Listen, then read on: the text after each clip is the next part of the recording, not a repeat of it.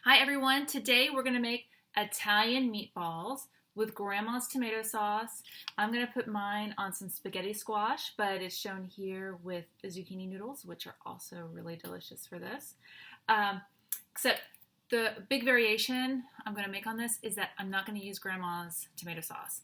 It's a great recipe that's in the Fixate book, but it takes a few hours. It's a true Sunday sauce.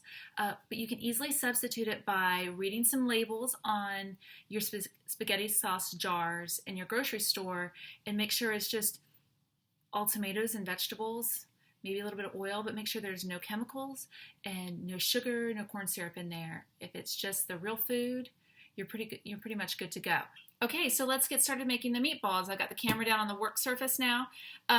It calls for whole wheat breadcrumbs, which I think they're kind of hard for me to find, at least ones without corn syrup in them still. But I have found these whole wheat toasts, and again, if you read the ingredients, you'll know what's in there. And it's pretty simple, no sugar, no corn syrup. It's just your standard whole wheat bread, or you can use your whole wheat bread. So these are nice and dry. I'm just going to break them up and stick them in my manual food processor. Just a few of them in here. And I'm going to make some really quick, whole wheat breadcrumbs. So now I've got my turkey and I've got my breadcrumbs. Put those in there. Now, if you don't eat grains or if you're going paleo, you can make this without the breadcrumbs. Some people use almond flour to bind it together. I often don't use anything. The meatballs are really loose, so it'll be hard to form them in circles, but you can definitely use a scoop and put them down on your pan to bake, and they'll be just fine. The texture will be a little different, but they'll be just fine, and you can do that. So we have the whole wheat breadcrumbs, we have the turkey in there.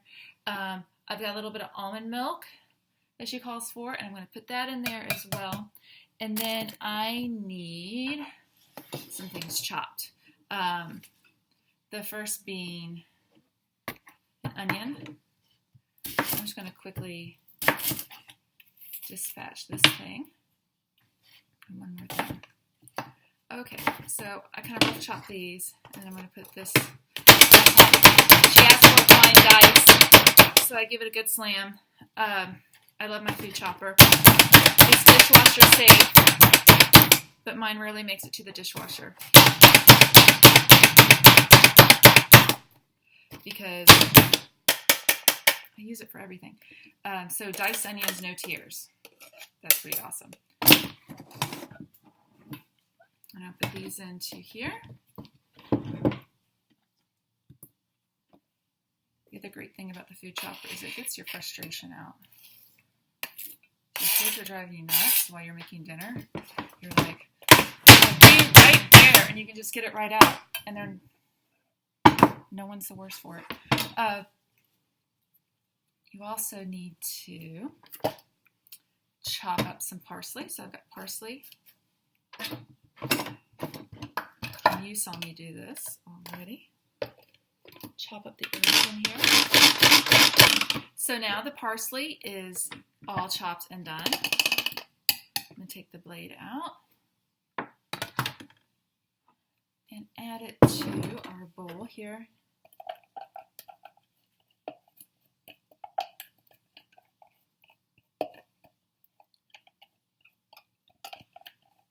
And then it calls for some garlic. I'm not doing as much garlic as she calls for, partly because of our taste and partly because I'm going to use a different seasoning mixture that also has garlic in it. So just run it through here.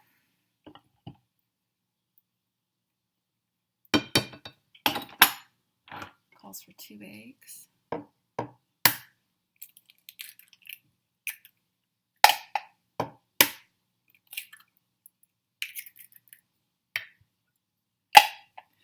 And then for the seasoning, I use, Pampered Chef has a great line of seasonings and blends, and their Italian seasoning mix is not at all like the Italian seasoning mix you get at a grocery store. It is fragrant, it is gluten-free, it's kosher, and most of their seasoning mixes are low salt too.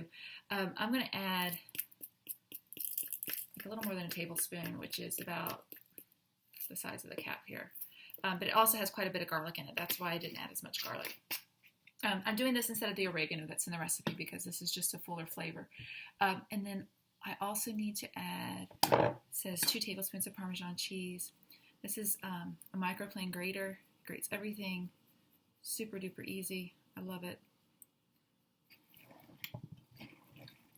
Just going to mix this up and then cover it. This bowl comes with a nice lid. Cover it, and you're supposed to put it in the fridge for an hour so it can, set and the flavors marry. I don't always have time to do that. If I have the time to make the meatballs and the kids are out of my hair, that's the time I've got. So I will often just go ahead and mix it up really good and go ahead and scoop it out and make the meatballs. So this sat in the fridge for an hour, and now we're going to start making some meatballs. Here it is. This is the Pampered Chef medium scoop. It's the perfect size for meatballs, and now I don't have to touch the meat so much. So I've got my scoop here. I really don't care about my meatballs being totally round, and I do care about handling raw meat very much, so I just scoop it on here. I've got my oven preheating. Another turkey meatball that I really like, it's paleo, is a pound of ground turkey. You take up a half a medium apple or most of a small apple, and you chop it up really fine and mix it up in there with some sage and a little salt and pepper, and you scoop that out and bake it in the oven for 400 degrees for about 12 minutes. They're really delicious, and that little bit of apple just makes it something different. It's really good with squash. Now we're going to cook these, and I'm going to show you my spaghetti squash that cooks in about 12 minutes in the microwave. Open the jar of sauce, and we'll have dinner.